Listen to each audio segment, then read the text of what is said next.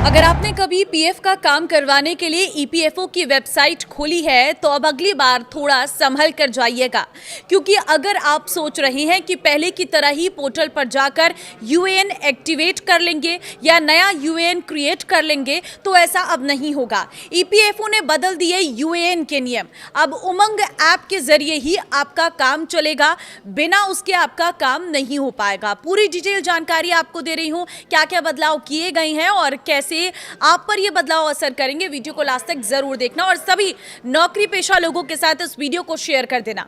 नमस्कार, मैं हूं आपके साथ ममता तिवारी और आप देख रहे हैं न्यूज़ 18 का डिजिटल प्लेटफॉर्म। ईपीएफओ ने करीब एक हफ्ते तक चले अपग्रेड के बाद अपना यूनिफाइड मेंबर पोर्टल फिर से शुरू कर दिया है। पोर्टल पहले से अधिक तेज और सुरक्षित बनाया गया है, लेकिन इसके साथ ही कुछ बड़े बदलाव भी कर दिए गए हैं। सबसे बड़ा बदलाव तो यह है यूएएन से जुड़ी सुविधाओं को लेकर है। पोर्टल पर क्या क्या बदला है, पहले 5 पॉइंट मैं आपको बता देती हूं। सॉफ्टवेयर अपग्रेड होने के बाद ईपीएफओ सब्सक्राइबर के लिए जो बदलाव हुए हैं वे कुछ इस तरीके के हैं। पहला बदलाव है ईपीएफओ पोर्टल के जरिए अब यूएएन एक्टिवेट नहीं किया जा सकेगा। तो ये कैसे एक्टिवेट होगा ये भी आपको वीडियो में बताऊंगी। साथ ही दूसरा ये है कि वेबसाइट पर सीधे नया यूएएन अलॉट करने यानी बनाने की सुविधा खत्म कर दी गई है। यूएएन एक्टिवेशन और अलॉटमेंट दोनों ही सर्विस अब सिर्फ उमंग ऐप पर चलेंगी। इन दोनों कामों के लिए अब आधार बेस्ड फेस ऑथेंटिकेशन करना जरूरी होगा।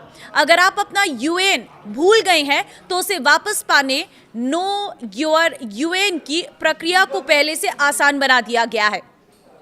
तो पहली चीज है, अब यूएएन एक्टिवेट कैसे होगा। तो देखिए, पहले यूएएन एक्टिवेशन ईपीएफओ पोर्टल से हो जाता था, लेकिन अब ये सुविधा वहां से हटा दी गई है।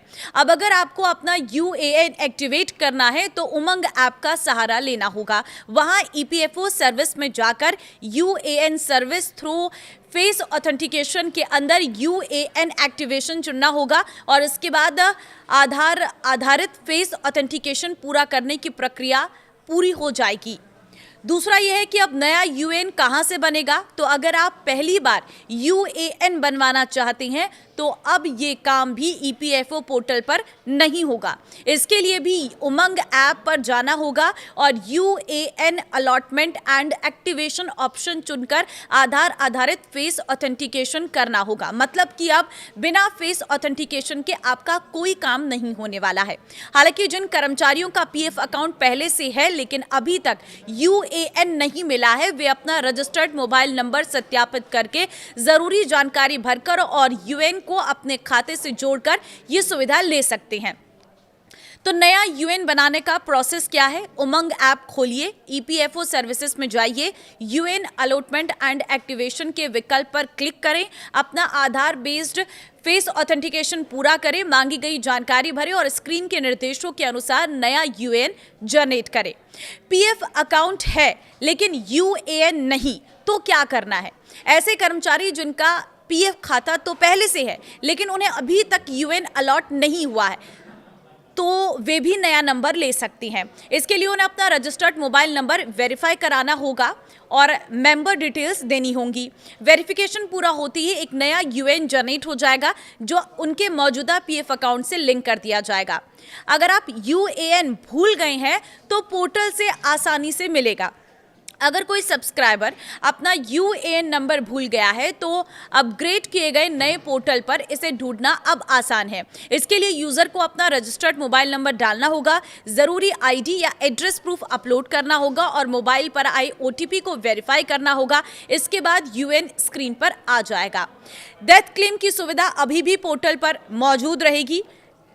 यूएएन से जुड़ी सर्विसेज को उमंग ऐप पर शिफ्ट करने के बावजूद ईपीएफओ ने डेथ क्लेम, सदस्य की मृत्यु होने पर पैसे निकालना, फाइल करने की ऑनलाइन सुविधा को अपने यूनिफाइड मेंबर पोर्टल पर ही बरकरार रखा है। क्लेम करने वाले नॉमिनी या लाभार्थी के पास ये चीजें होनी जरूरी है। आधार से link mobile number, bank account details और कैंसिल्ड चेक या पासबुक, ईपीएफ सदस्य का मृत्यु प्रमाण पत्र, डेथ सर्टिफिकेट, उम्र का प्रमाण पत्र जहां जरूरी हो। ध्यान रखें, ईपीएफओ ने साफ किया है कि सभी डॉक्यूमेंट्स PDF फॉर्मेट में होने चाहिए। हर फाइल का साइज 2 MB से कम होना चाहिए और फाइल के नाम में कोई स्पेस नहीं होना चाहिए। क्यों किए गए हैं ये बदलाव और फिलहाल क्या दिक्कत आ सकती है वो भी जान लीजिए। EPFO के मुताबिक डेटाबेस को मजबूत करने और सॉफ्टवेयर को मॉडर्नाइज करने के लिए ये अपग्रेडेशन किया गया है ताकि लोगों को बेहतर सर्विस मिल सके।